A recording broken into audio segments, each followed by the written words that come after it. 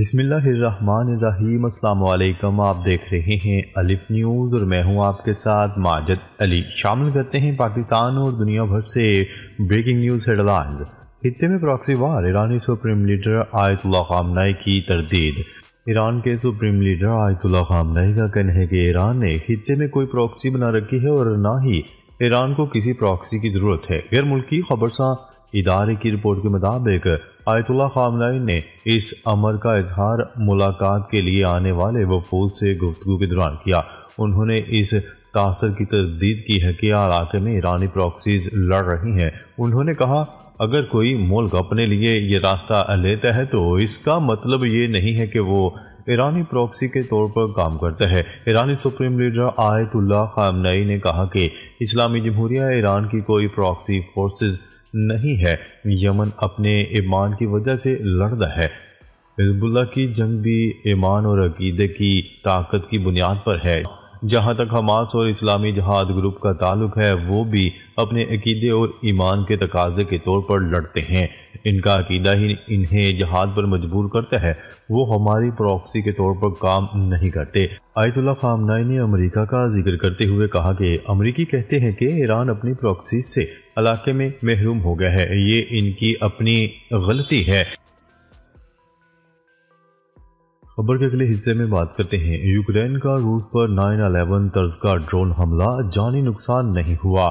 Ukraine نے روسی شہر کازان میں 9/11 کی طرز کا ڈرون حملہ کر دیا۔ ڈرون حملے میں رہائشی عمارت کو نشانہ بنایا گیا، ایئرپورٹ بند کر دیا گیا۔ یوکرینی ڈرونز عمارت سے ٹکرا کر تباہ ہو گیا، عمارت میں آگ لگ گئی، تاہم کسی بھی جانی نقصان کی اطلاعات سامنے نہیں آئیں۔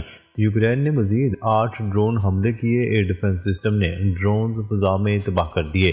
حملوں میں 37 منزلہ عمارت سمیت متعدد رہائشی عمارتوں کو نقصان پہنچا۔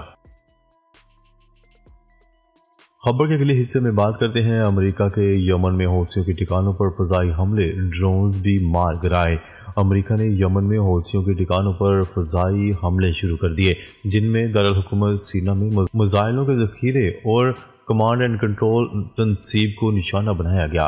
قطری نشریاتی ادارے کی رپورٹ کے مطابق امریکی فوج کا کہنا ہے کہ اس نے یمن کے دارالحکومت سینا میں حوثی باغیوں کے ٹھکانوں پر فضائی حملے کیے ہیں، جن میں میزائلوں کے ذخیرے اور کمانڈ اینڈ کنٹرول سائٹ کو نشانہ بنایا گیا۔ مشرق وسطیٰ میں امریکی فوج کی کارروائیوں کی نگرانی کرنے والی امریکی سینٹرل کمانڈ نے کہا کہ ان حملوں کا مقصد حوثیوں کی کارروائیوں میں خلل ڈالنا اور انہیں کمزور کرنا ہے۔ سینٹ کام کے مطابق امریکہ نے کارروائی کے دوران یک طرفہ حملہ کرنے والے ڈرونز اور اینٹی شپ کروز میزائل کو مار گرایا۔ CNN کے مطابق امریکی سینٹرل کمانڈ کے بیان میں کہا گیا ہے کہ آپریشن کے دوران امریکی فورسز نے بحیرہ احمر کے اوپر حوثی باغیوں کے کئی ڈرونز اور اینٹی شپ کروز میزائل کو مار گرایا ہے۔ گزشتہ روز یمن سے حوثیوں نے اسرائیلی دارالحکومت تل ابیب پر ہائپرسونک میزائل حملہ کیا تھا، جس کے نتیجے میں 30 سے زائد افراد زخمی ہونے کی اطلاعات ہے۔ خبر کے اگلے حصے میں بات کرتے ہیں۔ غزہ پر اسرائیلی حملوں میں 29 فلسطینی شہید، حماس کا بھی متعدد اسرائیلی فوجی مارنے کا دعویٰ۔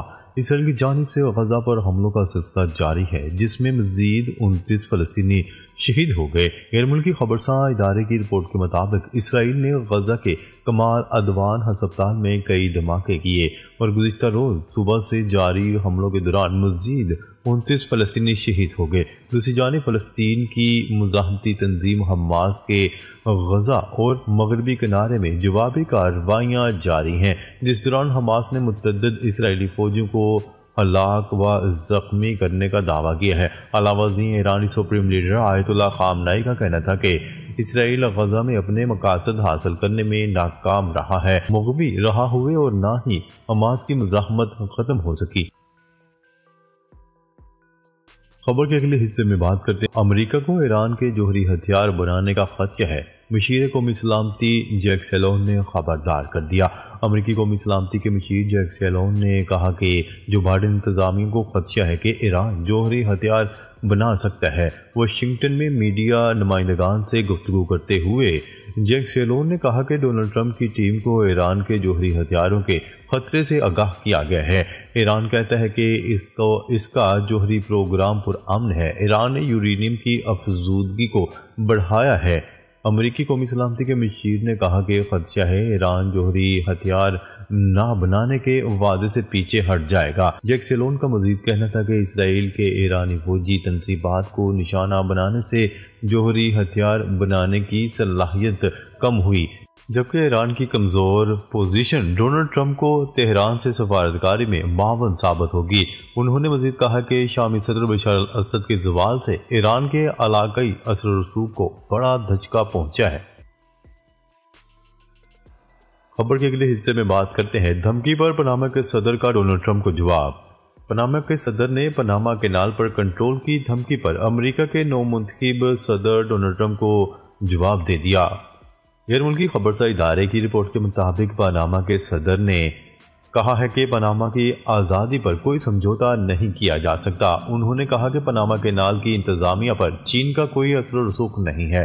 پاناما کے صدر کا یہ بھی کہنا تھا کہ ریٹ کسی خواہش پر مقرر نہیں کیے گئے، کینال پاناما کی ملکیت ہے۔ ادھر امریکہ کے نو منتخب صدر ڈونلڈ ٹرمپ نے پاناما پر حد سے زیادہ چارجز لگانے کا الزام عائد کرتے ہوئے پاناما کینال پر کنٹرول کی دھمکی دے دی۔ ایک تقریب سے خطاب کرتے ہوئے ڈونلڈ ٹرمپ نے کہا تھا کہ پاناما کینال کو غلط ہاتھوں میں نہیں جانے دیا جائے گا۔ پاناما کینال پر دھوکہ کھا رہے ہیں جیسے ہمیں ہر جگہ دھوکہ دیا جا رہا ہے۔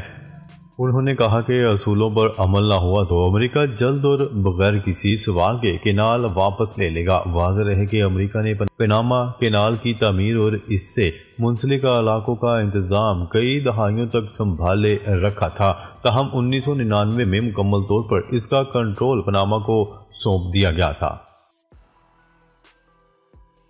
خبر کے اگلے حصے میں بات کرتے ہیں یورپی یونین کا 9 مئی کے مقدمات میں فوجی عدالتوں کے فیصلوں پر تشویش کا اظہار۔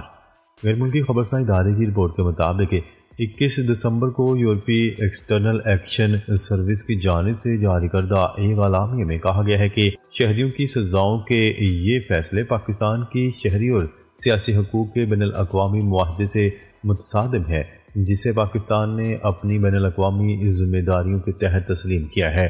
یورپی یونین کا کہنا تھا کہ ICCPRK کے آرٹیکل 14 کے تحت ہر فرد کو منصفانہ اور عوامی مقدمے کی سماعت کا حق حاصل ہے، جس میں آزاد، غیر جانبدار اور اہل شامل ہیں۔